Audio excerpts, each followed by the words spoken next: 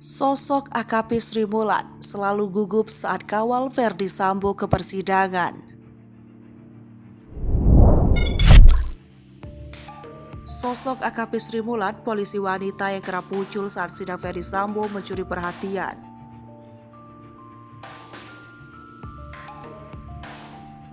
AKP Sri Mulat bertugas mengawal Verdi Sambo saat masuk ke ruang sidang di Pengadilan Negeri Jakarta Selatan. Lantas, siapakah sosok AKP Sri Mulat? Dikutip dari Kompas.com, AKP Sri Mulat merupakan Wakil Kepala Polisi Sektor Pasar Minggu, Jakarta Selatan. AKP Sri Mulat menjadi salah satu anggota Polri yang ikut menggiring terdakwa kasus pembunuhan Brigadir J dari mobil tahanan ke ruang sidang,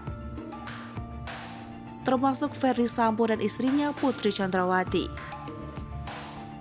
Sri Mulat kerap berada di posisi paling depan saat menggiring terdakwa dari mobil tahanan ke ruang tahanan lalu menuju ruang sidang. Ia tampak selalu berjalan cepat dan tegap saat mengawal terdakwa perkara pembunuhan berencana Brigadir J. Kedua bola mata Sri Mulat terlihat bergerak ke sisi kanan dan kiri, dengan maksud mengawasi sekitar selama terdakwa dibawa dari ruang tahanan ke ruang sidang Pengadilan Negeri Jakarta Selatan.